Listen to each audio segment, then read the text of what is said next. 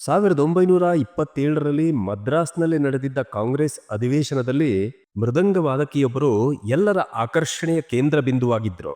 ಅವರು ಬೇರಾರೂ ಅಲ್ಲ, ಇದೇ ರಂಗನಾಯಕಿ ಅಮ್ಮಾಳ್. ಇವರು ದೇಶದ ಮೊದಲ ಮೃದಂಗ ವಾದಕಿ ಎಂಬ ಕೀರ್ತಿಗೂ ಭಾಜನರಾದವರು. ವಿಶೇಷ ಅಂದ್ರೆ ಮದ್ರಾಸ್ನಲ್ಲಿ ನಡೆದಿದ್ದ ಅಂದಿನ ಕಾಂಗ್ರೆಸ್ ಅಧಿವೇಶನದಲ್ಲಿ ಮೊದಲ ಬಾರಿಗೆ ಇವರ ಸಂಗೀತ ಕಾರ್ಯಕ್ರಮ ಆಯೋಜನೆಗೊಂಡಿತ್ತು.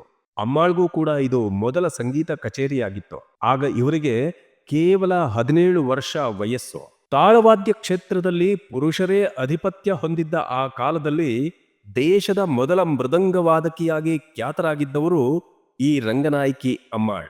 ಭಾರತದ ಮೊದಲ ಮೃದಂಗವಾದಕಿ ಎನಿಸಿಕೊಂಡಿದ್ದ ಈ ರಂಗನಾಯಕಿ ಅಮ್ಮಾಳ್ ಜನಿಸಿದ್ದು 1910ರಲ್ಲಿ. ಸಂಗೀತ ವಿದ್ವಾಂಸ ಅವಧಾನಿ ತಿರುಕೋಕರ್ಣಂ ಶಿವರಾಮನ್ ಅವರ 7 ಮಂದಿ ಮಕ್ಕಳ ಪೈಕಿ ಅಮ್ಮಾಳ್ ಅವರು ಎರಡನೆಯವರಾಗಿದ್ದರು. ಇವರದ್ದು ಸಂಪೂರ್ಣ ಸಂಗೀತ ಕುಟುಂಬ. ಸಹೋದರ ಉಳಗನಾಥನ್ ವಯೋಲಿನ್ ವಾದಕರಾಗಿದ್ರು. ರಂಗನಾಯಕಿ ಅಮ್ಮಾಳ್ ಮೃದಂಗ ವಾದಕಿಯಾಗಿ ಮಾತ್ರವಲ್ಲ, ಅದ್ಭುತ ಭರತನಾಟ್ಯ ಕಲಾವಿದೆಯಾಗಿಯೂ ಹೆಸರು ಮಾಡಿದ್ರು.